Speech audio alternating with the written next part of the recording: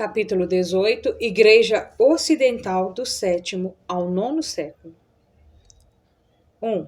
Cristianismo celta e anglo-saxônico. A. Início da história do cristianismo na Grã-Bretanha e Irlanda.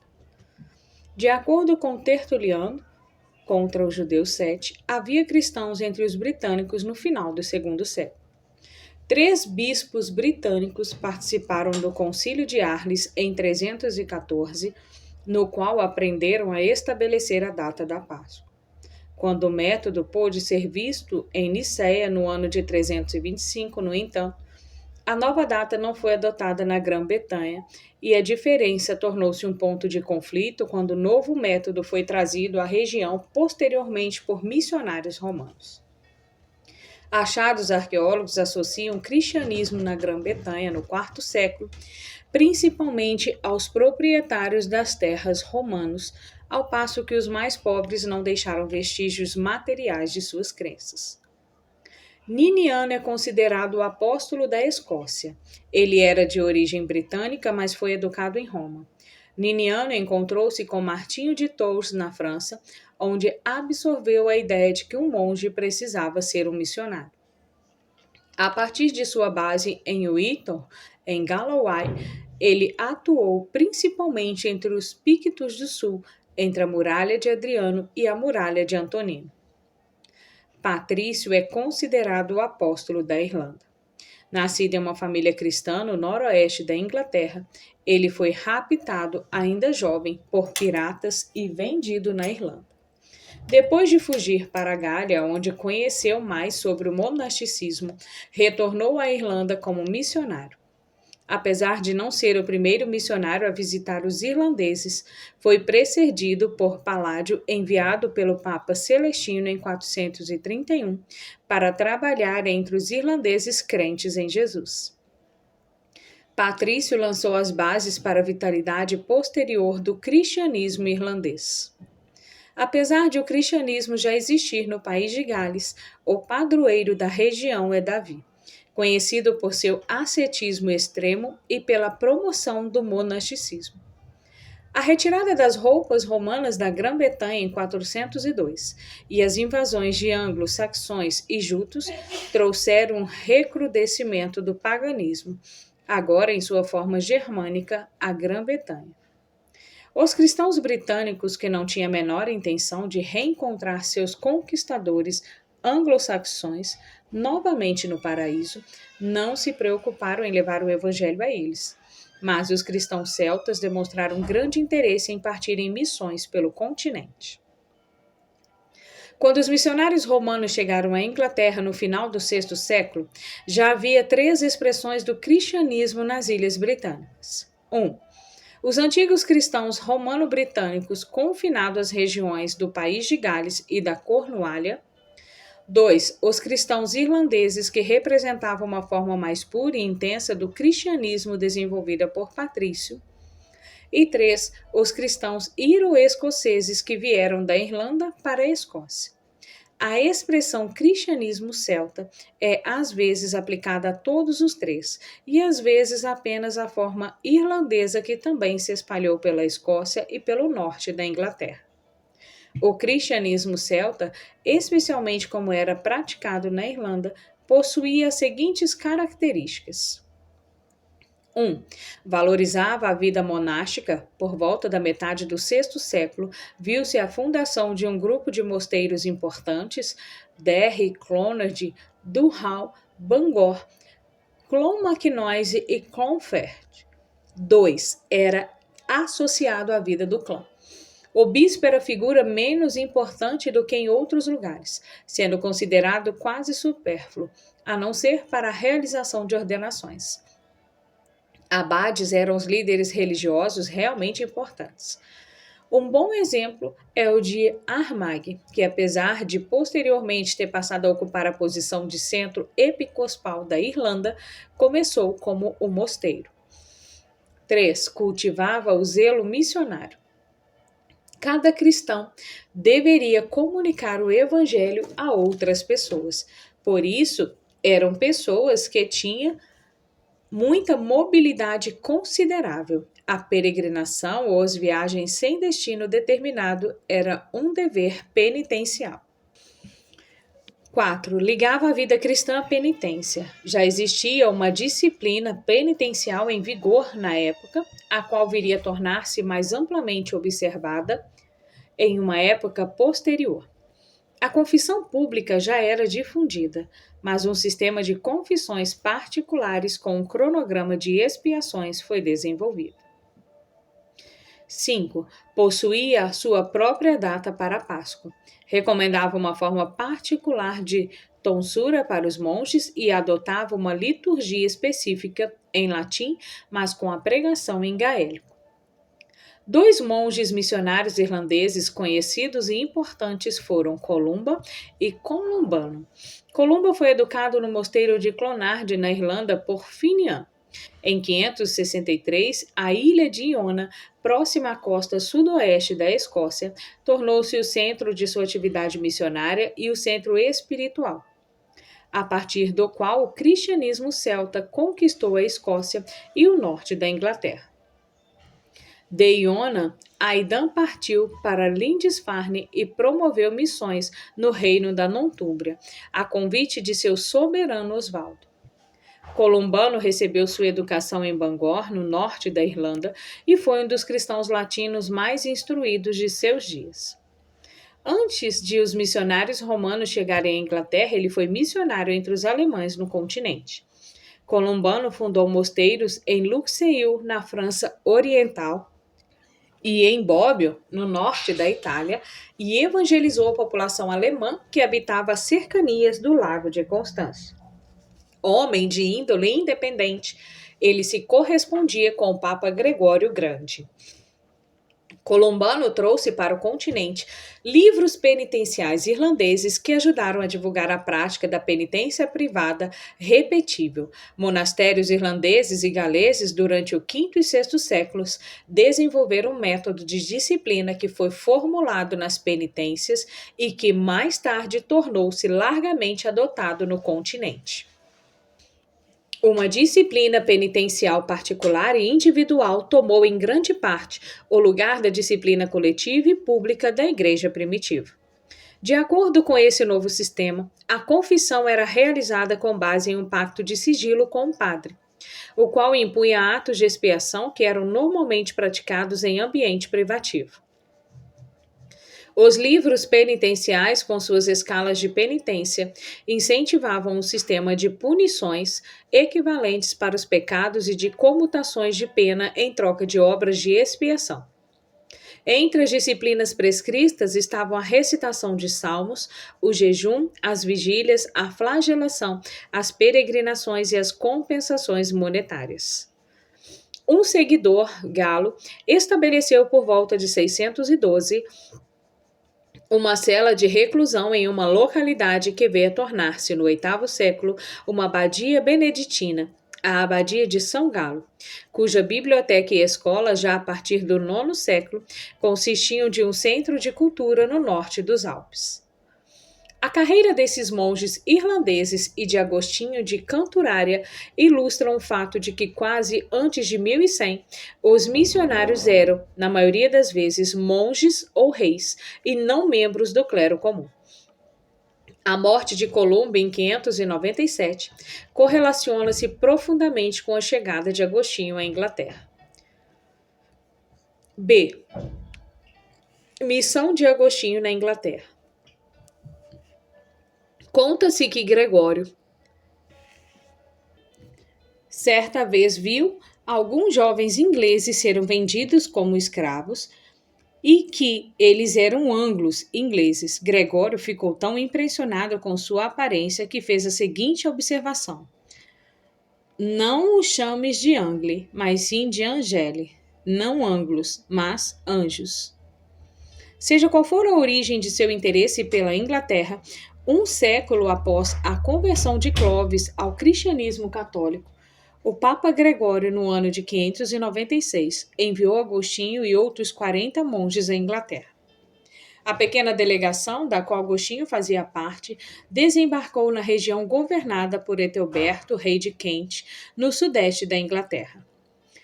A rainha de Etelberto chamava-se Berta, filha dos reis dos francos e bisneta de Clotilde, esposa de Clovis e cristã. O intérprete franco acompanhava Agostinho. Etelberto permitiu-lhes permanecer em seu reino, desde que não usassem a coerção ao fazer conversões. Ele mesmo foi batizado em 597. O centro da obra de Agostinho foi Cantuária. Por isso, ele se distingue de seu famoso homônimo pela designação Agostinho de Cantuária. A correspondência entre Agostinho e Gregório oferece detalhes dos problemas de adaptação do cristianismo romano aos pagãos. As cartas de Gregório apresentam uma clássica exposição da estratégia católica em missões, o que era claramente incompatível com o cristianismo, deveria ser usado de maneira a proporcionar a maior continuidade possível de vida religiosa. As orientações da missão de Gregório serviam para cristianizar tudo que fosse sagrado, independentemente de local ou época. Embora Gregório tinha percebido que Lourdes e York viriam a tornar-se importantes sedes metropolitanas, Cantuária manteve sua influência na região sul. Agostinho mudou-se entre os anos 602 e 603. As cartas de Gregório apresentam uma clássica exposição da estratégia católica em missões. O que era claramente incompatível com o cristianismo deveria ser destruído, mas o que pudesse ser aproveitado ou adaptado para fins cristãos deveria ser usado de maneira a proporcionar a maior continuidade possível da vida religiosa. As orientações da missão de Gregório serviam para cristianizar tudo que fosse sagrado, independentemente de local ou época. Embora Gregório tenha percebido que Londres e York viriam a tornar-se importantes sedes metropolitanas, Cantuária manteve sua influência na região sul. Agostinho mudou-se entre os anos 602 e 603 para encontrar-se com os bispos britânicos. O homem santo havia dito aos bispos que se os romanos chegassem com uma postura de humildade, deveriam ser recebidos como homens de Deus. Mas, se optassem pelo orgulho, deveriam ser rejeitados. Mantendo coerência com sua posição de arcebispo e representante de Roma, Agostinho permaneceu sentado quando os bispos britânicos se aproximaram. Eles entenderam esse comportamento como um sinal de que deveriam recusar suas demandas. A posição de Agostinho era de que os cristãos britânicos devessem aceitar a data romana da Páscoa, realizar o batismo de acordo com o ritual romano e juntar-se a ele na evangelização do povo inglês. O fracasso dessa reunião levou a um século de conflito entre celtas e o cristianismo anglo-romano. O insucesso dos cristãos britânicos ao evangelizarem seus invasores ingleses foi especialmente desastroso para o seu futuro. C. Evolução na Nortúmbria. O rei da Nortúmbria, região nordeste da Inglaterra, Edwin, foi casado com Etelburga, filha de Etelberto e Berta, e por intermédio dela, a influência de rainhas cristãs se manteve. Etelburga trouxe consigo para sua nova casa um representante do cristianismo romano, Paulino, que evangelizou na área. Edwin e seu povo foram batizados por Paulino. Esse trabalho missionário, no entanto, foi posteriormente encerrado pelo rei pagão Penda de Mércia, a grande área central da Inglaterra, ou absorvido pela ação de missionários celtas. O rei de Oswil da Nortúmbria tornou-se um cristão celta. Ele foi fortemente pressionado por Penda, mas venceu na batalha crucial sobre ele em 655.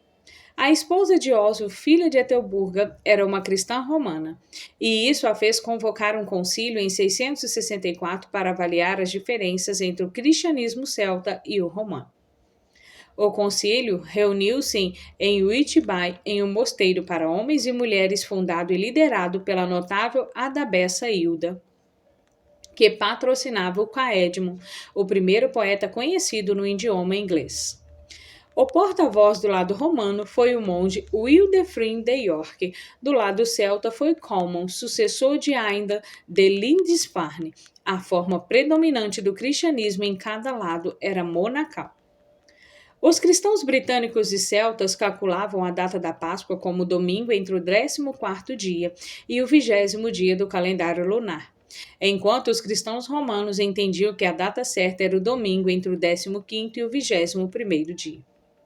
A tonsura romana deixava o cabelo com a forma de uma coroa em torno da cabeça. O celta raspava o cabelo na parte frontal da cabeça. Por trás do debate sobre a data exata da Páscoa e a tonsura adequada para os monges, havia mais diferenças culturais significativas, de modo que a aprendizagem produtiva foi prejudicada pelas acirradas disputas de intolerância. A conclusão final foi definida pela observação de Wilfrid de P, que Pedro possuía as chaves do reino dos céus, com a qual Colman concordou. Oswald não tinha a menor intenção de ofender a figura de Pedro, por isso decidiu em favor dos costumes do sucessor do apóstolo em vez dos de Columba. Posteriormente, o cristianismo romano predominou na Inglaterra durante séculos. Uma segunda missão romana na Inglaterra chegou em 668 a 669, na pessoa de Teodoro de Tarso, um seguidor grego de Roma que se refugiou no Ocidente durante a controvérsia do monotelismo e foi nomeado arcebispo de Cantuária. Teodoro ajudou a organizar a igreja na Inglaterra do ponto de vista eclesiástico a partir de um sistema paroquial, separando a organização diocesana dos governos civis. Assim, ele fundou uma nação inglesa por antecipação, mas a conclusão da hierarquia da igreja com duas províncias de Cantuária e York não foi realizada até 755. Bento Biscop, o monge anglo-saxão de Leyres, da corte de Teodoro, trouxe a regra beneditina e fundou mosteiros em Jarrow e Wearmouth. A vida intelectual floresceu no chamado Renascimento nortumbriano, no 7º e 8º séculos. O grego e o latim foram muito estudados e manuscritos foram recolhidos e copiados, incluindo a melhor cópia de Vulgata completa, o Codex Amiatianus, produzido em Vermont, durante a vida de Beda, que hoje se encontra em Florença. A arte encontrou expressão impressionante em manuscritos iluminados, dos quais os mais espetaculares são os Evangelhos de Lindisfarne e o livro de Kells, talvez preparado em Iona, com cores extravagantes, intricado padrões, profusão de animais entrelaçados, plantas e figuras humanas e detalhes de humor característicos da arte celta. Por volta do ano 700, a aprendizagem europeia era mantida viva em grande parte dos moteiros da Irlanda e da Inglaterra.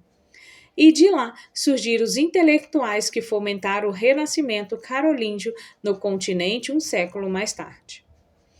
O orgulho e a glória da erudição e da adoração inglesa residiam no venerável Beda, praticamente um contemporâneo de João Damasceno. Ele foi trazido para Vermont nos 7 anos de idade para ser educado e servir a igreja. Mais tarde foi alocado no mosteiro de Jarrow. Beda adquiriu tal conhecimento do latim que deixou de falar o idioma de sua terra natal, o anglo-saxão. Seus comentários sobre a Bíblia mostram conhecimento do grego, disponível em poucos lugares na Europa Ocidental naquela época. Esse neto de pagãos alcançou resultados impressionantes do ponto de vista exegético, espiritual e histórico. Beda é especialmente lembrado por sua história eclesiástica do povo inglês, que apresenta 3 temas: fomentar uma identificação do povo diferente que coabitava a Inglaterra com o único povo inglês, apoiar a Igreja Romana e suas práticas, fornecer modelos de comportamento aos reis, monges e bispos, os quais, por sua vez, teriam a missão de promover uma sociedade cristã. Acredita-se que Beda foi o primeiro a incluir em uma obra histórica o sistema cronológico antes de Cristo e depois de Cristo, criado por Dionísio Exíguo no início do 4º século. Ele nos fornece uma imagem aprazível dos cristãos celtas, mesmo sendo ele um saxão que migrou para a forma romana do cristianismo. Compara-se o que Beda fez pela Inglaterra ao que Cassiodoro fez pela Itália, ao que Gregório de Tours fez pela França e ao que Isidoro fez pela Espanha. Dar ao povo local, no caso, os germânicos, um sentido de identidade em relação ao seu lugar nos propósitos de Deus, transmitindo o método de aprendizagem clássica à Idade Média, colocando-se a serviço da Igreja e fornecendo a base para uma nova civilização cristã. 2. Missões anglo-saxônicas no continente. Uma das primeiras levas de missionários celtas foi sucedida, um século depois, por missionários anglo-saxões leais a Roma.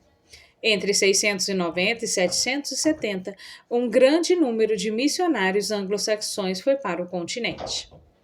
Tendo sido recentemente convertidos ao cristianismo, esses missionários agora trabalhavam de forma específica, mas não exclusivamente, entre os seus colegas saxões e os povos germânicos relacionados. Eles vieram não tanto para acabar com o cristianismo celta, mas para pregar àqueles que não conheciam a palavra e para trazer organização a fim de que a presença cristã se sustentasse. As perdas territoriais cristãs para o Islã no sul e no leste foram parcialmente compensadas por ganhos no oeste e no norte, começando com a Grã-Bretanha e em seguida movendo-se em direção ao continente, onde o cristianismo se espalhou pela Europa do Norte e Central. 2 representantes desse momento são os missionários Willibrordo Clemente e Winfrido Bonifácio. A estratégia. Os missionários anglo-saxões adotaram várias estratégias úteis para alcançar seus objetivos no continente. 1. Eles colocaram seu trabalho sob a autoridade do Papa. Assim, portanto, estabeleceram os limites setentrionais do controle papal. 2. Eles trabalharam sobre a proteção de governantes locais e com o apoio de majordomo, prefeito da casa ou prefeito do palácio, algo semelhante ao conceito de primeiro-ministro dos reis francos. Isso trouxe vantagens práticas, mas muitas vezes criou barreiras em relação ao povo a quem eles procuravam converter, porque eles eram vistos como agentes de um poder político inimigo. 3. Eles desafiaram diretamente as superstições do povo, a quem tentaram impressionar expondo as fraquezas dos deuses pagãos. 4. Eles evangelizaram de maneira objetiva e prática. 5. Eles praticaram conversões em massa, reunindo seus convertidos para o batismo na Páscoa ou no Pentecostes. 6. Eles organizaram dioceses com paróquias. Os missionários celtas haviam dedicado pouca atenção aos arranjos diocesanos e se mudado livremente sem clientelismo político. Os anglo-saxões, por outro lado, percebiam a si mesmos como restauradores da ordem eclesiástica do antigo Império Romano. 7. Eles instituíram bispos auxiliares ou restauraram a função de chorepiscope, bispos rurais. 8. Eles fundaram uma infinidade de mosteiros que funcionavam como âncoras para o seu trabalho. B. Willibrordo. Willibrordo Clemente estudou em Wilfrid, bispo de York, norte da Inglaterra e da Irlanda. Ele partiu para a Frísia, países de Benelux atual, com 11 companheiros saxões no ano de 690. Embora outros houvessem precedido Willibrordo nessa região, quando ele chegou lá, encontrou uma terra pagã além dos antigos limites do Império Romano, que, no entanto, já havia sido exposta à superioridade da cultura e da religião do Império. Algumas comunidades cristãs permaneceram após as legiões romanas partirem. Então, nesses casos, já havia alguns cristãos, mas não era o caso dos frísios nativos, em meio aos quais o sincretismo abundava. A base principal de Willibrordo ficava em Echternach, Luxemburgo, mas o posto avançado em Utrecht, na Holanda, acabou por tornar-se a sede arquiepiscopal. A missão Frísia experimentou um grande revés por ocasião de um levante contra os francos, mas a região foi finalmente convertida em 784, graças aos esforços de Carlos Magno, sob cuja proteção Alcuino escreveu sobre a vida de Wilibrordo. C. Winfrido. Tudo o que se conhece sobre a vida de Winfrido Bonifácio deve-se à biografia escrita por Wilibrordo em suas cartas. Nascida em Wessex, a Saxônia Ocidental, Winfrido foi colocado aos 7 anos no mosteiro de Exeter como o oblato. Insatisfeito com a biblioteca escassa de lá, ele conseguiu ser transferido para o mosteiro de Nutsall, perto de Winchester, onde permaneceu até os 40 anos. Então, ele partiu em uma missão para a região frísia, onde trabalhou, ainda que brevemente, sob a direção de Wilibrordo. Depois de uma visita a Roma, onde seu nome foi mudado para Bonifácio, ele foi enviado pelo Papa Gregório II para trabalhar na Turíngia e em Eze. Em uma segunda visita a Roma, foi seguido por mais trabalho missionário entre os saxões. O incidente famoso foi sua demonstração da impotência do paganismo quando derrubou um carvalho sagrado dedicado ao deus Thor em Geismar e usou a madeira para construir um oratório dedicado a São Pedro em Fritzlar. A correspondência de Bonifácio com seu patrono real na França e com os papas mostra a estratégia de sua missão. Sua abordagem era prática e buscava evitar discussões filosóficas elaboradas. Ele possuía vantagem como missionário de apresentar-se como representante da cultura romana, tida como superior. Com a renúncia do paganismo e uma confissão de fé, os convertidos recebiam um batismo. O trabalho missionário de Bonifácio compreende a reorganização e a restauração da vida da Igreja nas antigas zonas fronteiriças que haviam sido devastadas pelas invasões bárbaras. Seu principal estabelecimento monástico ficava em Fulda, organizado no modelo beneditino durante a maior parte da sua carreira como bispo, nomeado em 722 por Gregório II, e arcebispo, nomeado em 732 por Gregório III. Ele não dispunha de um local de trabalho fixo, mas a partir de 747 fez de Mãe seu quartel-general, de maneira que essa cidade mais tarde veio a tornar-se o maior bispado da Europa. Sua correspondência incluía repreensões aos seus patronos reais e até mesmo aos papas Gregório II e III, que dedicavam total apoio a ele. A esse último, Bonifácio disse que, a menos que as condições melhorassem em Roma, ele não poderia enviar mais peregrinos para lá. Em termos de relações conjugais, os pagãos do norte eram mais exemplares do que os cristãos do sul. Os esforços de reforma empreendidos por Bonifácio incluíam participação ativa nos concílios do Reino Franco. Estes consistiam de uma combinação de dietas civis e sínodos eclesiásticos que emitiam capitulares calcadas tanto no direito canônico da Igreja como no direito civil. O segundo desses concílios alemães, o primeiro ocorreu em 742, realizado em Estienne, onde fica a Bélgica, por volta de 743 ou 744, representou um passo importante no desenvolvimento do feudalismo. O rei foi autorizado a usar terras cuja propriedade seria da Igreja e que renderiam a ela um determinado valor em caráter de aluguel. Essa prática criou um precedente para o conceito de feudo, ou seja, a concessão do uso de uma propriedade pela qual, em vez de haver pagamento de aluguel, haveria remuneração na forma de serviço militar. O Concílio de Soissons, realizado em 744, foi o primeiro datado a partir do nascimento de Cristo. Bonifácio foi designado como líder dos demais bispos sob sua autoridade, e a partir de então deveria passar a ser realizado anualmente um sínodo dos bispos. Como havia poucas cidades na época, as dioceses eram grandes e divididas em muitas paróquias. Os padres costumavam permanecer em suas paróquias e ser visitados pelos bispos uma vez por ano. A escolha dos bispos pertencia à prefeitura merovingia. Algumas das capitulares provenientes de vários concílios entre 742 e 747 ilustram a vida naqueles tempos e as dificuldades enfrentadas pela Igreja. 1. O dinheiro apropriado das igrejas por governantes deveria ser restaurado, mas essa preocupação prioritária dos concílios acabou mostrando-se excessivamente ambiciosa. 2. Os clérigos não se dispuseram a pegar em armas ou a lutar. Eles muitas vezes foram às batalhas carregando relíquias, gritando aleluia e orando antífonas.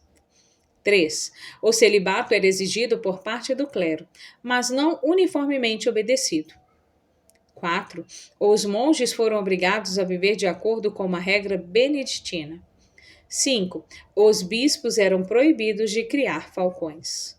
6. Os sacerdotes deveriam usar somente óleo consagrado por um bispo, em um esforço para manter um símbolo de unidade sob sua autoridade. 7. O objetivo era combater o sincretismo, um problema grave naquela época de indefinição da cristandade, por exemplo, os fogos cerimoniais dos alemães que deram origem às fogueiras. Bonifácio retornou a Frisia em 753. Ele foi martirizado em 754 durante a preparação de convertidos para o batismo. Ele e seus contrabatalhadores não opuseram resistência aos agressores pagãos. A obra da vida de Bonifácio amarrou os nós que uniam o tecido da estrutura eclesiástica no reino franco e em suas terras adjacentes ao norte, mas não obteve o mesmo sucesso no trabalho missionário entre os saxões. 3. Era de Carlos Magno no Ocidente. A. Antecessores de Carlos Magno, Pepino e o Papado. Carlos Martel, prefeito do rei Merovíndio, é lembrado por duas coisas: conter o avanço muçulmano na França e secularizar as propriedades da igreja, a fim de financiar seus empreendimentos.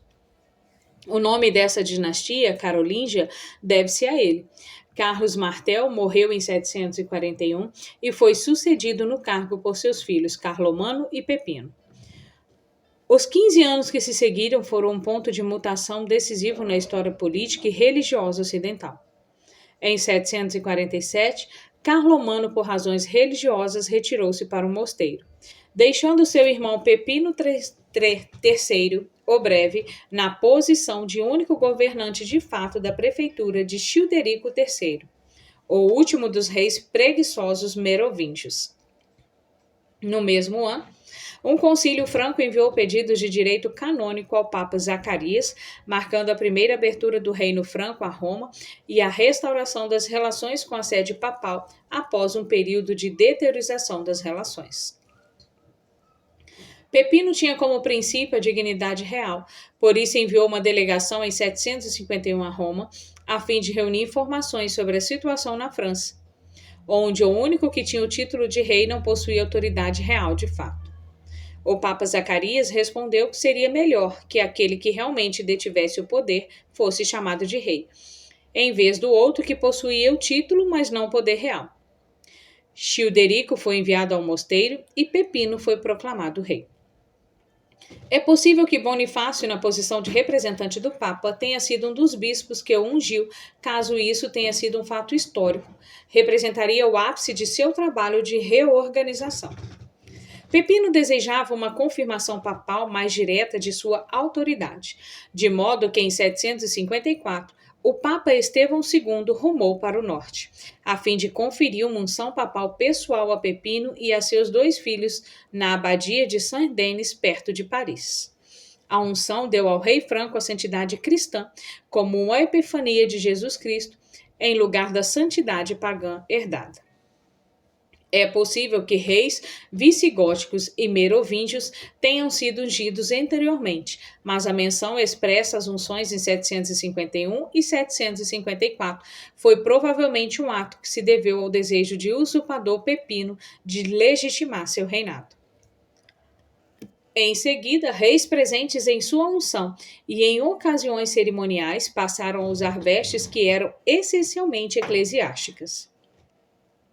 Eles eram ungidos com óleo sagrado usado na consagração de bispo, sua espada, seu cetro, seu anel e sua coroa eram abençoados. Não é de admirar que os reis considerassem possuir um caráter sagrado se sentissem posicionados acima de bispos e padres. Estevão II proclamou Pepino e seus filhos patrícios de Roma, com a responsabilidade de proteger Roma dos lombardos, e em troca Pepino declarou o corredor bizantino de territórios entre Roma e Ravenna pertencentes ao papado. Argumentou-se durante a Idade Média que se tratava de uma restituição de terras já pertencente ao Papa ou de uma doação realizada pelo rei. O que na verdade estava em jogo era saber quem mandava em quem. Na verdade, os territórios não pertenciam a Pepino nem ao Papa, mas sim ao imperador oriental. No entanto, a desculpa de que não fora garantida a segurança necessária para o controle de sua posse foi a escolha oficial. A doação de Pepino mais tarde, repetida por Carlos Magno, transformou as fronteiras privadas dos territórios papais, o patrimônio de Pedro, em jurisdição civil papal, a República de São Pedro. O Estado papal representou a junção de vários elementos: as propriedades deixadas para a Igreja, as realizações administrativas de cada Papa em Roma, a teoria de que Roma pertencia ao Papa desde a doação de Constantino, e a imagem do Papa como representante do imperador, com prerrogativas sobre o corredor bizantino na Itália. O que vinha tomando forma há algum tempo finalmente foi amplamente reconhecido do ponto de vista legal. Em 751, Ravenna caiu nas mãos do rei Astolfo, dos Lombardos, o último dos invasores germânicos da Itália. Eles ocuparam o vácuo de poder bizantino na Itália, com exceção do extremo sul e do corredor Roma-Ravenna. Os imperadores bizantinos adotavam uma política iconoclástica. O iconoclástico concílio de Héria veio a reunir-se posteriormente em 754. Considerada herética em Roma. Além disso, eles estavam sendo perseguidos pelos muçulmanos e por isso não tinham condições de oferecer proteção à Itália. Pepino enviou expedições contra os lombardos para aliviar a pressão do norte e do sul sobre Roma. Em 752, Zacarias, o último papa grego, morreu. Então, em 754, o ano da morte de Bonifácio, o Ocidente havia concentrado sua atenção em Roma. Ao passo que Roma tinha se afastado de Bizâncio para olhar para os francos. Estevão II foi o último representante eficaz do poder imperial romano no Ocidente. E quando ele chegou a Gália em 754 para ungir Pepino, representou o espírito do que seria a cristandade medieval ocidental. Alguns diriam que esse evento simbolizou o fim do período de transição a partir do V e VIII séculos, entre o fim do Império Romano no Ocidente e o início da nova civilização medieval. O ano 754 foi certamente muito significativo para os religiosos e para a história política. O papado passou de Bizâncio para francos, passando a ser então governado por uma nova dinastia. Era o nascimento dos estados papais como entidade jurídica e a unção papal concedeu um caráter sagrado à realeza. Pepino III morreu em 768 e foi sucedido por seus filhos Carlomano e Carlos Magno, também conhecido como Carlos o Grande. Com a morte de Carlomano em 771, Carlos Magno tornou-se o único governante. Ele procurou construir o Império Franco-Romano inspirado na Cidade de Deus de Agostinho. Concomitantemente com a controvérsia iconoclasta em 754, o Papa decidiu voltar suas atenções do Oriente para o Ocidente em busca de apoio político e militar. Em 800, Carlos Magno era visto no Ocidente como o verdadeiro sucessor do imperador romano. Afinal de contas, os francos, culminando em Carlos Magno, havia proporcionado à Europa o fim de uma fase de declínio e trazido um breve período de renascimento cultural, conhecido como Renascimento Carolíngio. B. Expansão militar e missionária no governo de Carlos Magno. Carlos Magno conquistou no ano de 774 a província de Pávia, tornando-se rei dos Lombardos, além de rei dos francos. Ele renovou concessão ao Papa, então Adriano, e passou a cunhar moedas em seu próprio nome e a produzir documentos datados de acordo com o ano de seu pontificado, sinais claros de independência política em relação ao imperador bizantino. Carlos Magno assumiu então a Baviera em 787 e deu início à sua reorganização eclesiástica. Ele expandiu suas fronteiras ao sul dos Pirineus, garantindo assim a lealdade dos visigodos sobreviventes no norte da Espanha. A Frísia foi conquistada em 790. Os principais inimigos de Carlos Magno eram saxões. Ele chegou a realizar 18 expedições militares em terras saxônicas no período de 33 anos. Muitos missionários haviam trabalhado entre os saxões, obtendo pouco sucesso, uma vez que eles permaneciam leais à religião germânica. Em momento algum, os saxões pararam de invadir o território franco.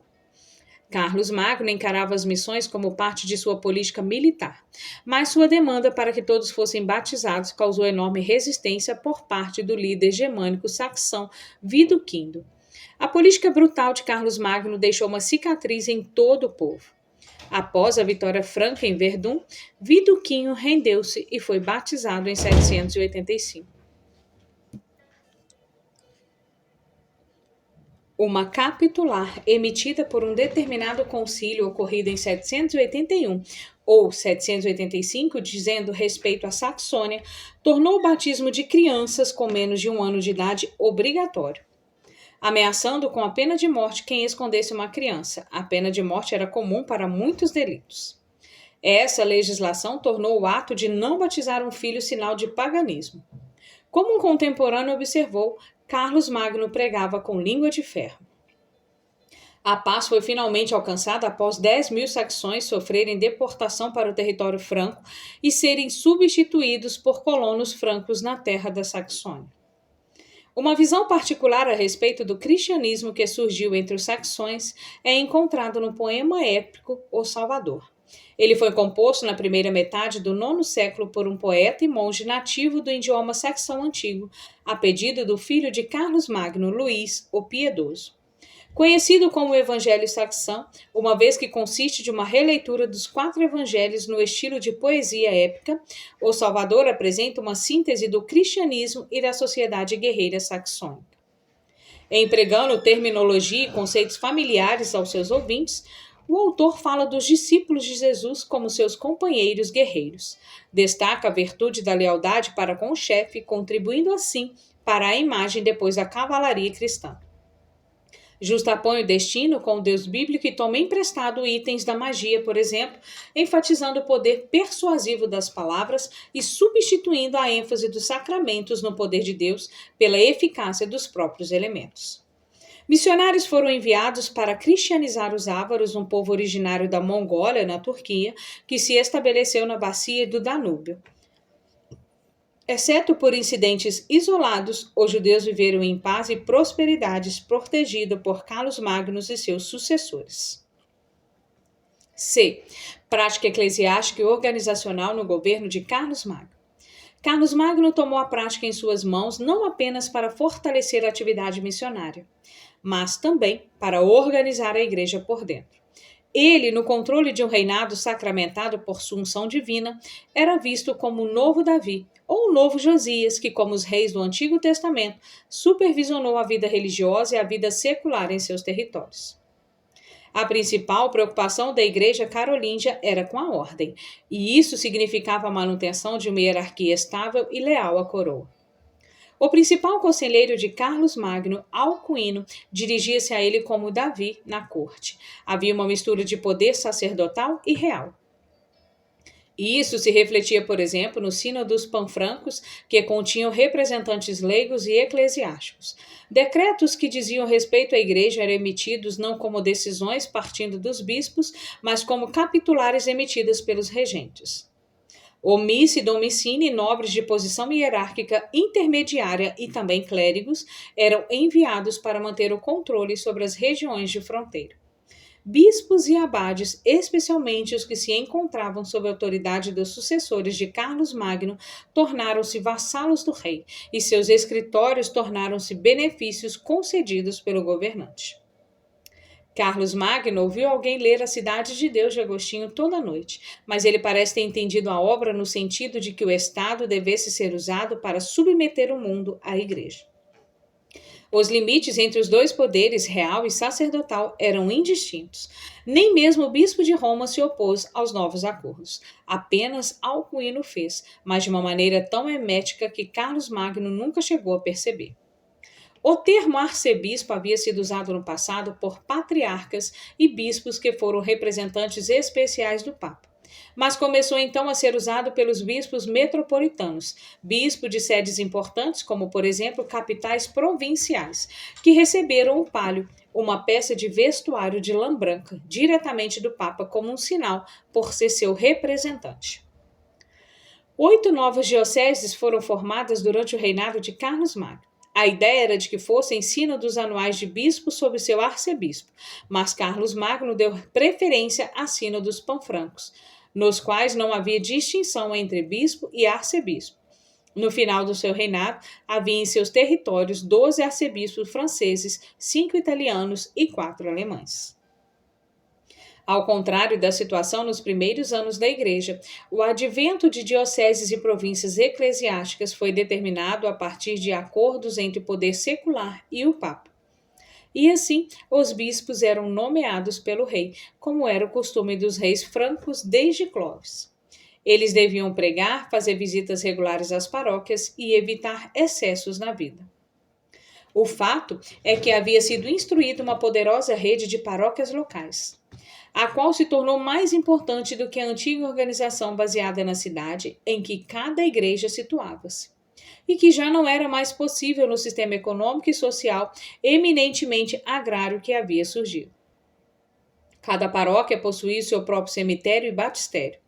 Nenhuma igreja podia ser consagrada sem a presença de relíquias sagradas, revivendo a disposição de um concílio em Cartago no ano de 401, com base no qual foi determinado que relíquias devessem ser colocadas em altares. Embora o clero usasse vestimentas especiais, pelo menos enquanto celebrava a liturgia, a partir do IV ou V séculos passou a ser exigido o uso de roupas específicas em outras ocasiões, a fim de desencorajar sua presença em bordéis e bares sob o anonimato das vestes laicas. Uma característica distinta do período carolíngio foi o desenvolvimento do clero canônico em catedrais. Uma catedral, do grego catedra, cadeira, por meio do latim, era a igreja do bispo, onde ficava seu trono. Anteriormente existiam 2 tipos de clero: o clero secular, que vivia no mundo e realizava deveres pastorais nas paróquias, e o clero regular, pois pessoas ordenadas que viviam como monges de acordo com a regra monástica regula. O clero canônico combinava ambos recursos, desempenhando responsabilidades paroquiais no dia a dia mundano, mas vivendo de acordo com uma regra. O chefe do clero da catedral era o próprio bispo, mas, a partir do 9º século, por vezes, um deão era escolhido para ajudar o bispo nos assuntos administrativos da diocese, de modo que arquidiáconos eram ordenados por regiões para supervisionar a administração financeira do reitor e do arciprestes. Em igrejas colegiadas, igrejas paroquiais maiores nas quais havia vários sacerdotes, um reitor, uma espécie de abade secular, ou um arcipreste dirigida ao clero.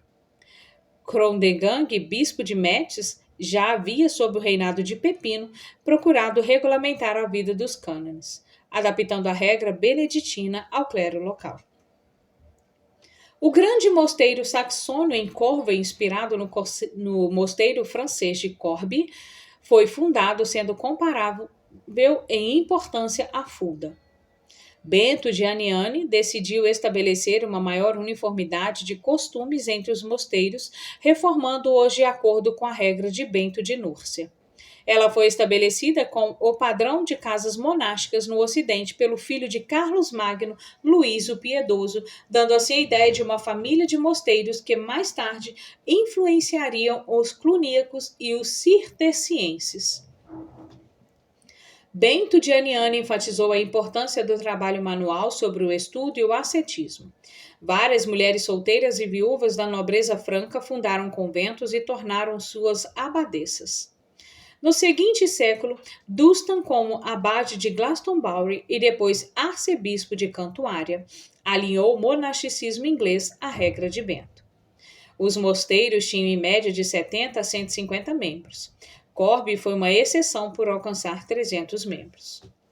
Uma cópia do direito canônico foi recebida de Roma a Dionísio Adriana, baseada na coleção de Dionísio Exíguo e suplementada pelo Papa Adriano. Sob o reinado de Pepino e a direção de Condegang, a liturgia e o cantos romanos começaram a ser praticados na França.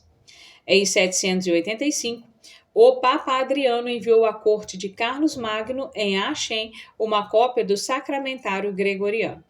Este foi adaptado por Alcuino, utilizando alguns elementos da Gália.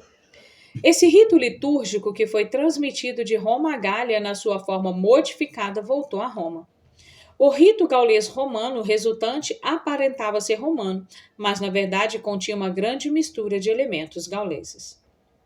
Ele substituiu, a larga escala, outros ritos litúrgicos ocidentais. O objetivo de uma maior uniformidade nas normas monásticas do direito canônico e da liturgia foi associado aos conteúdos recebidos pela França vindos de Roma. O ordenamento desejado envolvia a regulação da vida religiosa do povo, batizar seus filhos ao nascerem, abster-se do trabalho no domingo, confessar pecados e comungar 3 vezes por ano, sem falar no dízimo.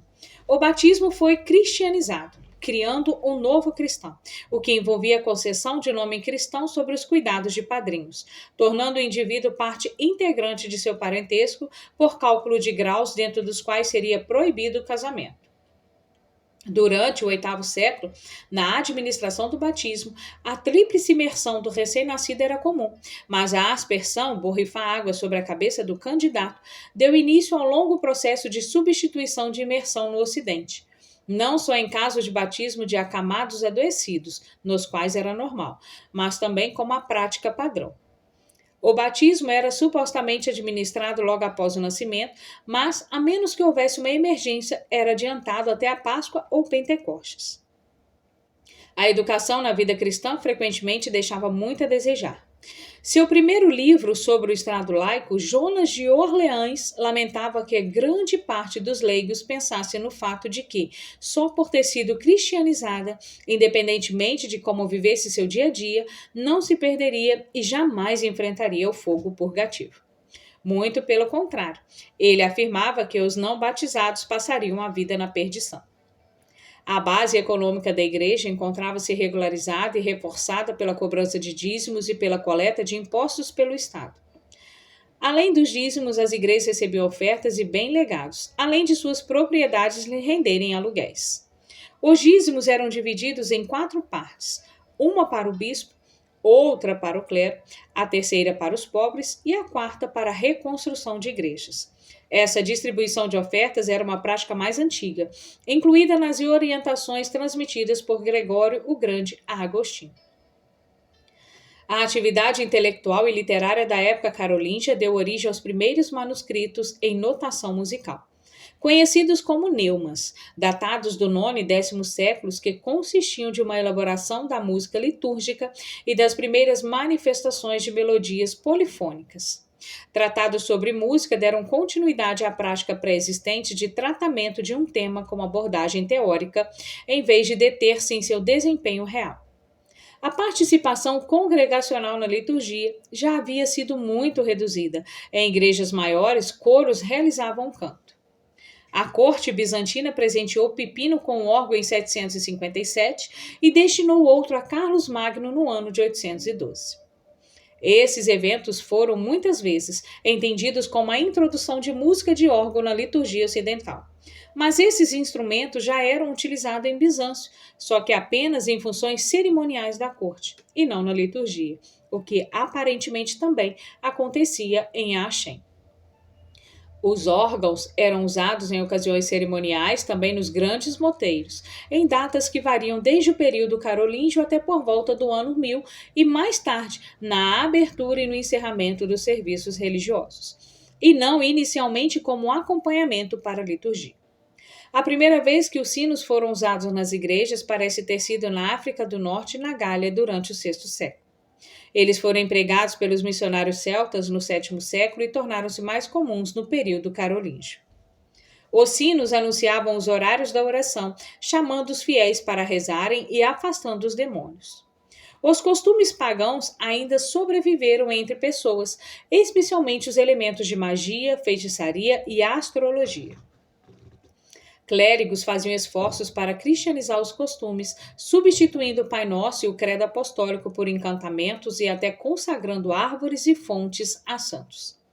As práticas piedosas que haviam sido instituídas anteriormente e que se tornaram características da Idade Média, como, por exemplo, o culto a relíquias e as peregrinações, eram comuns em tempos carolíngios, bem como os abusos cometidos por fiéis. O desejo de possuir uma relíquia fazia ocasião para o ladrão.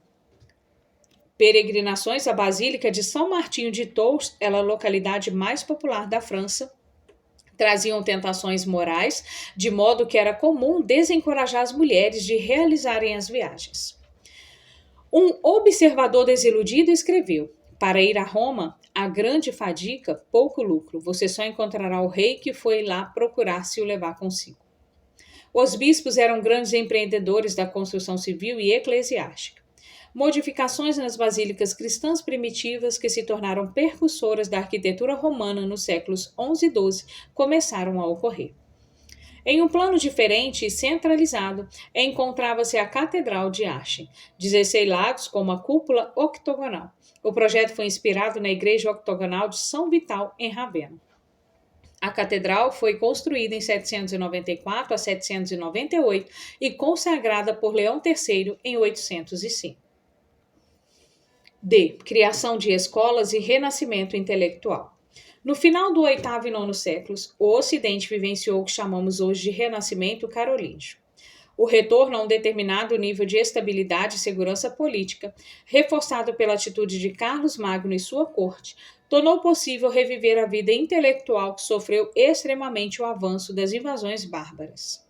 Carlos Magno ordenou que todo monastério e toda diocese se responsabilizasse pelas escolas, mas isso foi difícil de ser cumprido. Além disso, Carlos Magno era cercado de homens extremamente capazes, atraindo intelectuais de outros países, dentre esses a Espanha, a Itália e especialmente a Grã-Bretanha. Isso promoveu a disseminação do aprendizado em seus territórios. Esse interesse na educação possui um objetivo especial de orientar as pessoas a tornarem-se aptas a compreender melhor a mensagem das Escrituras. A premissa era de que o conhecimento correto constituía um pré-requisito para a ação correta. As Bíblias em latim eram os livros mais frequentemente copiados naquela época. Contanto com o incentivo de Carlos Magno, intelectuais de vários centros aplicavam-se à tarefa de criar um texto confiável para a Vulgata. Uma nova forma de escrita, a grafia carolíngia de letras minúsculas, surgiu. Comentários para os manuscritos de Saltério forneceram protótipos da glossa ordinária do século XII à Bíblia como um todo. Paulo, o diácono, preparou uma coletânea de sermões dos pais da igreja, organizados de acordo com os textos das Escrituras e com o ano litúrgico, de modo a servir como modelo para uso em todo o reino. Muitos livros sobre a vida dos santos também foram produzidos. De fato, o primeiro gênero literário da Idade Média, tanto no Ocidente como no Oriente, foi a hagiografia. Essas obras variavam na abordagem às tradições clássicas da biografia e das homenagens fúnebres, mas incluíam conteúdos relacionados a temas lendários a respeito de milagres, como o propósito de exaltar as virtudes de cada santo e promover a vida cristã aos leitores. Alcuino tornou a corte de Carlos Mágico em Aachen um centro de aprendizado, e mais tarde assumiu a posição de diretor de uma escola monástica em Tours. Ele já havia anteriormente atuado como mestre em uma escola em York, fundada pelo arcebispo Egberto Pupilo de Beda. Antes de serem criadas escolas sob a patronagem da corte, existiam 3 tipos de escolas na cristandade: as monásticas, as episcopais e as catedráticas, projetada para o recrutamento de pessoal para o clero direcionado à diocese. E, em alguns casos, as paroquiais. Apenas na Itália, os professores de gramática continuavam a transmitir ensinamentos em troca de honorários. Alcuino escreveu o primeiro catecismo conhecido, Perguntas e Respostas para Crianças. Durante a Antiguidade, o professor não ocupava uma posição social em especial, mas no período do cristianismo, o professor era uma pessoa de caráter sagrado, um clérigo e estudioso. No caso dos povos germânicos, o professor era uma figura reverenciada, havendo uma relação de profundo respeito e temor concernente aos livros, especialmente porque eles eram escritos na venerável linguagem latina, que prevaleceu durante a antiguidade cultural e foi considerada a língua da redenção. A construção compreendia as 7 artes liberais da antiguidade clássica.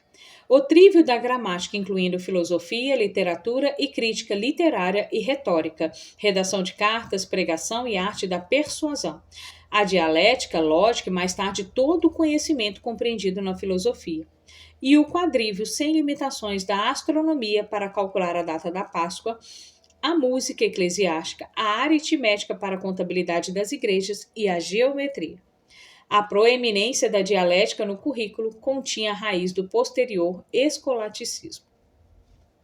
Os requisitos básicos para os sacerdotes eram conhecer os credos, o Pai Nosso, a missa, o sacramento, as orações e a catequese e leitura das Escrituras. E ainda a música eclesiástica e as homílias aos pais da igreja. As principais categorias de literatura produzida nos 3 séculos que antecederam esse período e que se encontravam disponíveis para estudos consistiam de comentários à Bíblia, tratados teológicos, relatos sobre a vida dos santos, obras de cunho histórico, tratados sobre artes liberais, calendários, enciclopédias e compêndios, e ainda coleções de leis. E desenvolvimentos teológicos e controvérsias. As controvérsias teológicas da idade de Carlos Magno e de seus sucessores estavam relacionadas à natureza de Jesus Cristo e da Igreja e eram tratadas de maneiras argumentativas em termos de correta interpretação das tradições. Alguns líderes da Península Ibérica, no final do 8º século, notavelmente Elipando, arcebispo de Toledo, e Félix, bispo de Urgel, ensinavam uma cristologia que seus oponentes, Beato e Alcuino, denominavam de adocianismo, o que não deve ser confundido com a antiga cristologia de adocionismo. Esse nome origina da caracterização dos ensinamentos consagrados de que os filhos de Deus, por natureza, adotou o Filho em sua humanidade. Alcuino, teólogo de Carlos Magno, escreveu uma refutação contra Félix, na qual defende que seria doutrinariamente mais correto dizer que o Divino Cristo assumiu a natureza humana, em vez de afirmar que ele tenha adotado um filho. Ele afirmou incorretamente que os ensinamentos de Félix remontavam ao nestorianismo. A cristologia ibérica era de fato baseada em Filipenses capítulo 2, versos 6 e 7, que faz referência à autossubmissão do Filho de Deus. Sua visão foi condenada herética tanto pelo Concílio de Frankfurt em 794, convocado por Carlos Magno, como pelo Papa Leão III em 798. A inclusão da cláusula filioque, afirmado que o Espírito Santo procedia do Pai e do Filho, ao credo niceno, adotado em Toledo no ano de 589, foi trazida à liturgia gaulesa por ordem de Carlos Magno. O Papa Leão III ordenou que ela fosse omitida da liturgia romana em vez de alienar os gregos, de modo que ela não foi incluída em Roma no século II. O segundo concílio de Nicéia, no ano de 787, opunha-se ao movimento iconoclasta, fazendo uma distinção entre a veneração permitida de imagens e a adoração que pertencia apenas a Deus. Quando as decisões do concílio foram traduzidas para o latim, houve uma confusão nas distinções. Como nenhum bispo francês esteve presente no concílio, Carlos Magno afirmou que ele não era ecumênico. O imperador, então, incumbiu um teólogo, provavelmente Teodulfo de Orleans, de produzir o Libre Caroline, livros de Carlos Magno, que enunciavam a visão ocidental, tornando comum a respeito da arte religiosa, considerando-a adequada para a instrução e a decoração, mas não para a adoração. Rejeitando tanto o concílio de Hieria como de Nicéia II, o autor afirma que não devemos nem destruir como que procede, nem adorar como que sucede. O concílio de Frankfurt, em 794, repudiou o decreto do concílio de Nicéia II. a despeito de este contar com o edouço papal e dessa maneira prevalecer em última instância como política oficial. A arte religiosa do período carolíngio refletia os contatos culturais renovados no Império baseados na arte italiana e bizantina, bem como na arte celta e germânica. F. Coroação de Carlos Magno como imperador. No Natal de 800, o Papa Leão III coroou Carlos Magno como imperador em Roma. O evento fora claramente planejado, mas por quem? A conjectura mais plausível é de que tanto Carlos Magno como Leão III tivessem alguma coisa a ganhar com aquele evento.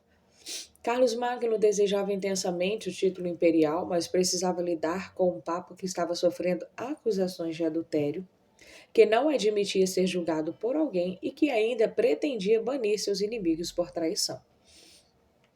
Carlos Magno entendia que o cenário mais plausível seria o de receber a coroa se aceitasse o juramento do Papa em relação à sua própria inocência, sem a necessidade de um julgamento, que de fato ocorreu.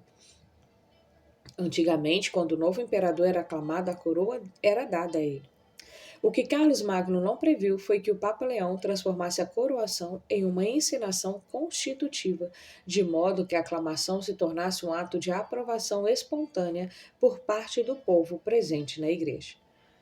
Aquilo contaminou completamente o significado do evento, uma vez que o título de imperador passou a soar como um presente concedido pelo Papa, o que explica porque a biografia de Carlos Magno, por Eyhand, afirma que o imperador ficara completamente contrariado com o que acontecera. Carlos Magno e o Papa possuíam concepções diferentes a respeito do significado de império, e isso deu origem a uma disputa por supremacia que se estendeu pelos séculos seguintes. Será que o imperador desempenhava um papel de supervisão sobre a igreja, ou seria o Papa quem coroava e destituía imperadores? Como pano de fundo da coroação de Carlos Magno estava a luta de Irene por poder em Bizâncio no ano de 797. Como uma mulher não era considerada capaz de deter o título imperial, o Ocidente se deu o direito de interpretar a situação como a de que o trono imperial estivesse vago. Os bizantinos, por outro lado, reagiram negativamente à coroação de Carlos Magno. Embora um cronista bizantino tenha relatado na época que Irene pensava em casar-se com Carlos Magno, por fim, foi negociado um acordo mediante o qual o imperador Miguel I reconheceu em 812 Carlos Magno como seu irmão com regência estendida à Itália, com exceção de Veneza e da região vizinha. Quanto a Carlos Magno, evidentemente se via nele um novo Constantino. A coroação de Carlos Magno é frequentemente descrita como o início do Sagrado Império Romano.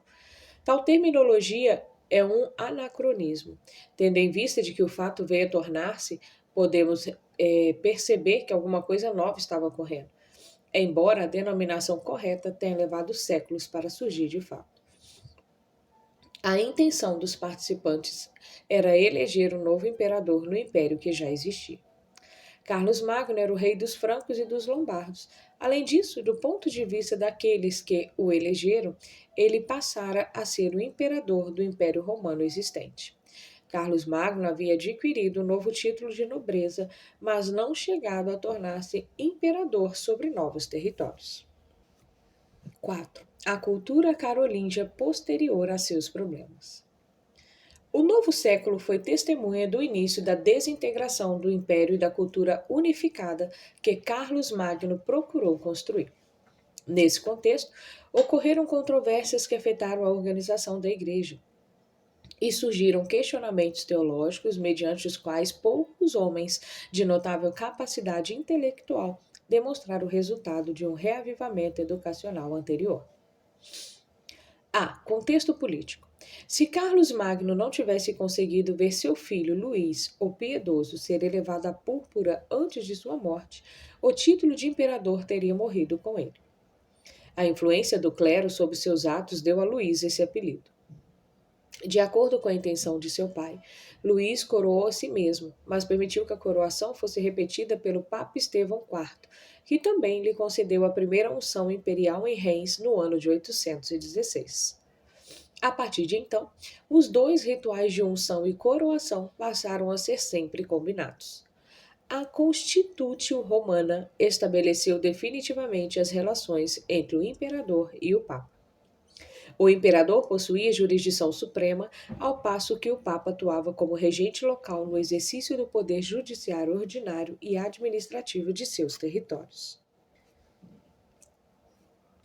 O papa era eleito pelo povo romano sem nenhuma restrição. O imperador deveria confirmar essa eleição e, diante de sua consagração, o papa faria um juramento de lealdade ao imperador. O papa possuía direito de coroar e ungir o imperador. Os filhos de Luís, Lotário, Luís o Germânico e Pepino, foram subgerentes durante a vida de seu pai. No ano de 840, Lotário reclamou o controle de todo o reino, mas a situação complicou-se diante das ambições de Carlos, o Calvo, filho de Luís com sua segunda esposa. O resultado, estabelecido em Verdun no ano de 843, foi a divisão do reino de três maneiras. Um acordo que previa uma futura reorganização política na Europa. Carlos o Calvo reinaria sobre o Ocidente, a França. Lotário ficaria com a região intermediária, inclusive a Itália. E Luís o Germânico reinaria sobre a região oriental, a Alemanha. O título de imperador permaneceu como uma posição pessoal. O desenvolvimento da dinastia carolíngia é simbolizado pelos nomes de seus líderes, começando por Carlos Martelo, Carlos o Grande, Carlos Magno, seguido por Carlos o Calvo, Carlos o Gordo, filho de Luís o Germânico, e Carlos o Simples, neto de Carlos o Calvo. A tradução do nome dado ao último não é injusta, uma vez que a palavra simplex é usada conotando o sentido de ausência de maldade. Não obstante, os representantes da Igreja mantiveram a ideia clerical de um império cristão, enquanto os religiosos carolíngios avançavam em importantes ideias acerca da teoria política. O anglo-saxão Ketchhoff afirmou que existem duas naturezas em Jesus Cristo, de modo que há duas naturezas na sociedade, o corpo político e o corpo eclesiástico. Essa visão prevaleceu até a atualidade do ponto de vista anglo-saxão, mas caiu em declínio à medida que o reino carolíngio se desintegrou. Ismargios, em Caminho Real, faz referência a uma unção que confere ao rei o poder sacramental que lhe permite tornar-se um filho adotivo do Rei dos Céus. Jonas, bispo de Orleans, em sua obra Instituição Real, afirma que o poder real vem de Deus e não da linhagem. Até mesmo o regente, que não é considerado justo, deve ser obedecido, o que pode ser interpretado como um castigo de Deus sobre o seu povo. Enquimar, o arcebispo de Reims, em sua obra Autoridade dos Reis, insiste no fato de que os bispos são superiores na medida em que consagram reis, mas não são consagrados por eles. Quando o Papa João VIII coroou Carlos o Calvo em 875, desenvolveu o pensamento de que o rei consagrado é uma imitação do rei verdadeiro, Cristo. Ele declarou que Cristo possui por natureza, o rei possui por graça. Palavras que ecoaram em coroações posteriores. Tal aplicação da teoria política faz avançar a ideia de realeza divina no Ocidente. B. Decretos de Pseudo Isidoro. Os problemas eclesiásticos no IX século na Gália concentravam-se na autoridade dos bispos sobre os arcebispos. Iquimar, o arcebispo de Reims, estava tentando promover a união e descobriu que os bispos precisavam ter seu poder descentralizado. Os papas haviam favorecido o restabelecimento dos arcebispos, mas agora temiam que os arcebispos, que possuíam muito poder, usassem-no como vantagem para fortalecer determinados bispos contra reis e outros arcebispos. A data dos decretos de Pseudo Isidoro é incerta, provavelmente anterior ao VIII século, ou mesmo um pouco mais recente que o ano 850. O compilador presumido de Isidoro Mercador, pseudonome, provavelmente associado a Isidoro de Sevilha. Um dos propósitos dos decretos de Pseudo-Isidoro era mostrar os papas como defensores dos bispos contra seus metropolitanos. Possivelmente o material foi originado das cercanias de Reims e, se a data posterior fosse escolhida, é provável que tivesse Iquimaro como alvo. Houve outras falsificações semelhantes na época, mas aquela se tornou a mais influente na história da Igreja Católica Apostólica Romana. Ela se tornou a base pelos apelos em favor de uma monarquia papal de alta Idade Média. Após o prefácio, há 4 partes nessa compilação.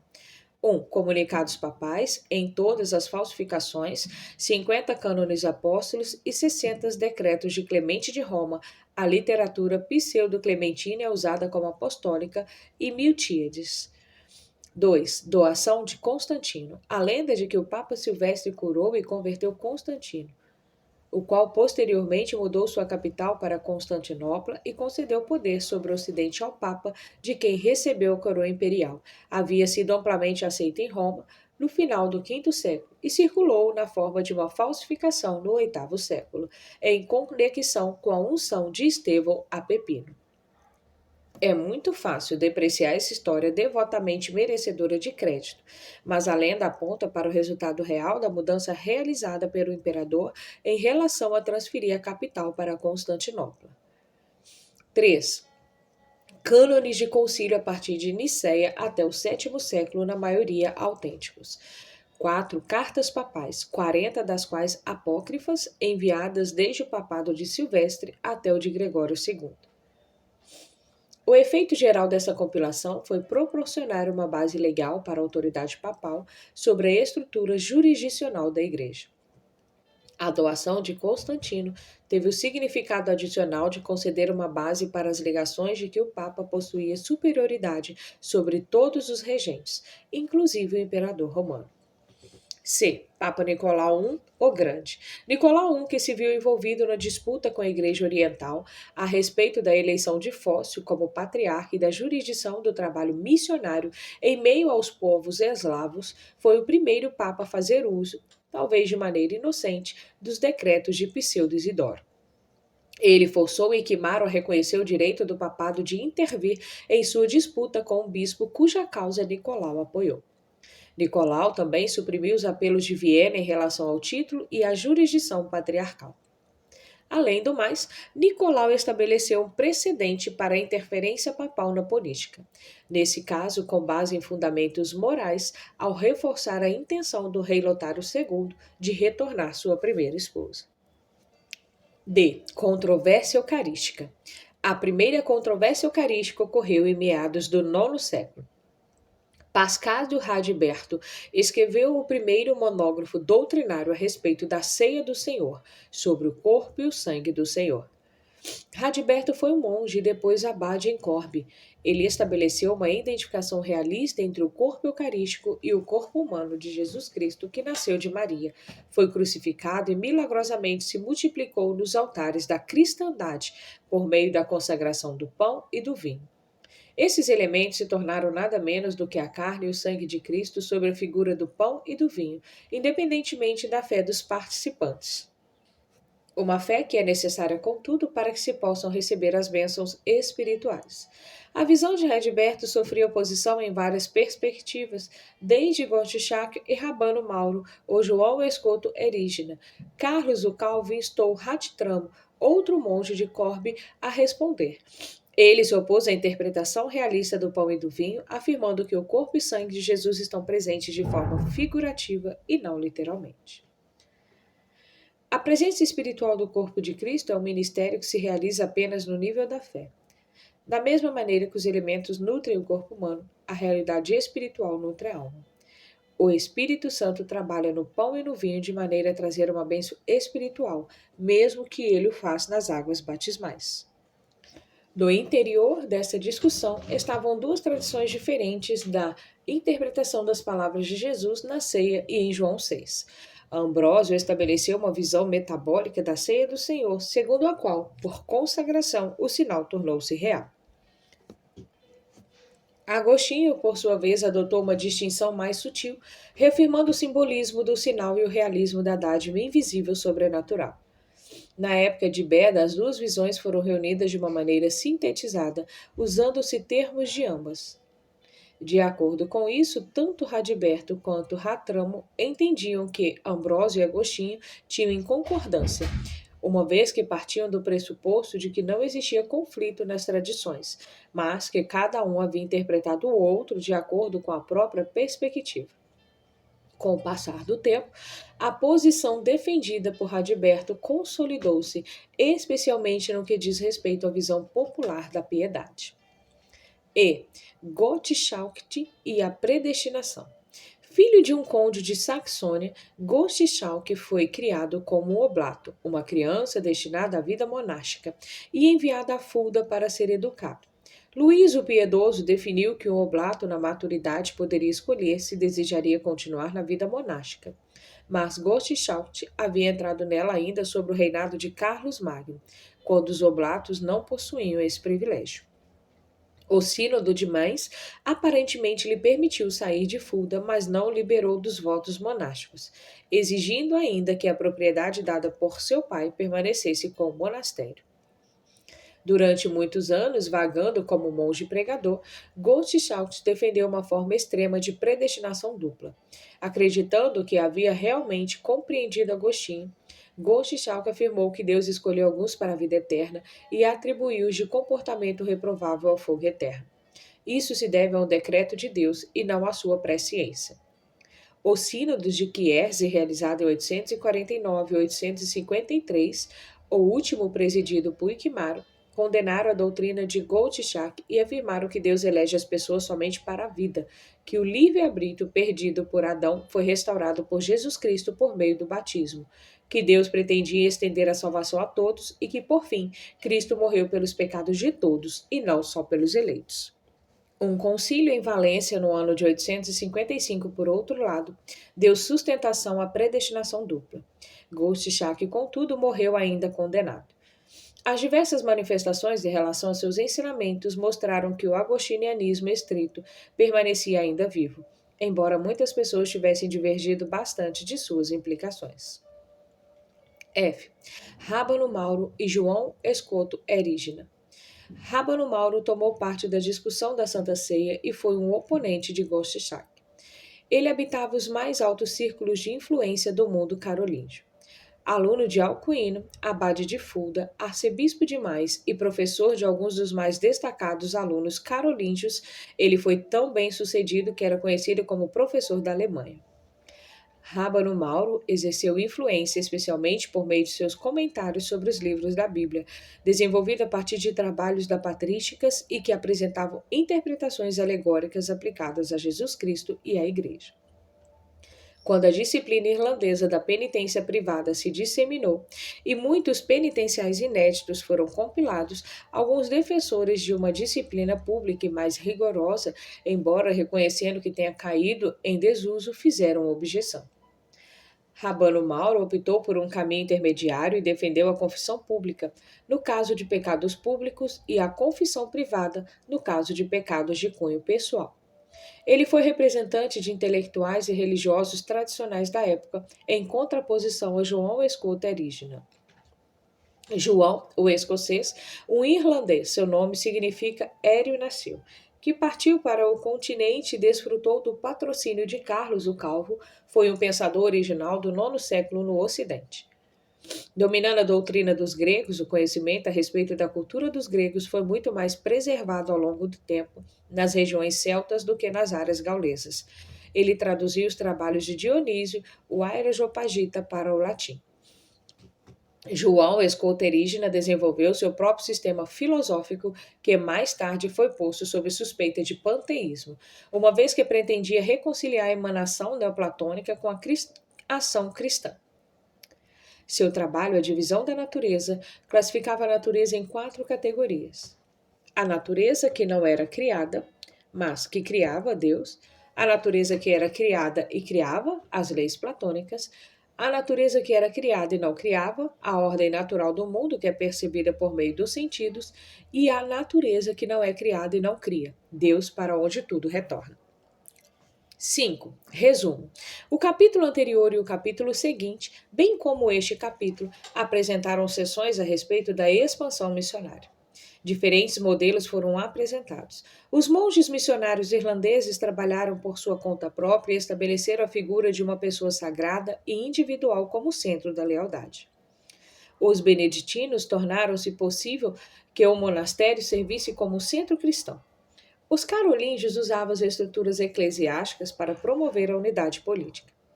Os bizantinos tornaram possível que as igrejas nacionais, com a sua própria língua, viabilizassem a coesão entre os novos convertidos.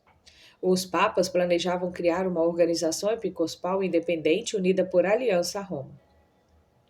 Os 3 papas de nome Gregório buscavam evitar extremos, como a imposição de aconselhamento voltado à perfeição aos novos convertidos, ou, por outro lado, a realização de conversões superficiais.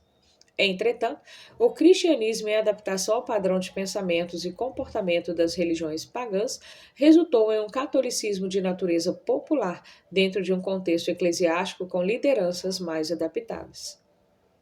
Missionários gregos desfrutaram da vantagem da pressão política e a superioridade cultural de Bizâncio levarem os governantes bárbaros da Morávia, da Bulgária e da Rússia a solicitarem professores cristãos que os instruíssem. Missionários do Ocidente, embora frequentemente contassem com o apoio político em geral, tomavam a iniciativa de invadir novas áreas. A liderança bizantina trazia mais estresse à doutrina, de modo que, por consequência, os papas retransmitissem essa pressão em termos de moralidade e necessidade de lealdade a Roma. Todos os missionários deram ênfase à fraqueza dos deuses pagãos e às vantagens em aceitar o cristianismo. Do 7º ao 9º séculos, a matéria-prima para a construção da Europa Ocidental estava sendo moldada. O período carolíngio fundou as bases para a civilização europeia medieval, cujo laço de unidade era mais religioso do que político. Os danos causados pelas invasões germânicas no 5º e 6º séculos foram parcialmente revertidos. A renovação do continente foi estimulada especialmente por missionários e professores da Grã-Bretanha e da Irlanda, ilustrando bem como os campos missionários sempre mantiveram uma vitalidade religiosa considerável e intensa com relação às áreas já estabelecidas. O renascimento do aprendizado associado a um estabelecimento de instituições de ensino trouxe consigo a prática da cópia de manuscritos e a atividade de renovação teológica. O período carolíngio estabeleceu os contornos do mapa político-religioso da Europa, que vigoraria durante o futuro que se afigurava. Ocorreu a combinação do caráter dos cargos político e religioso, a instituição de um reino sagrado e o renascimento do imperador romano no Ocidente. Coroado pelo Papa, passaram a conferir um caráter sagrado à lei civil. Por outro lado, a jurisdição civil por parte do papado avançou com a criação dos estados papais. O renascimento, associado ao período carolíngio, contudo, logo viria a ser ameaçado por uma nova onda de invasores, dessa vez da Escandinávia.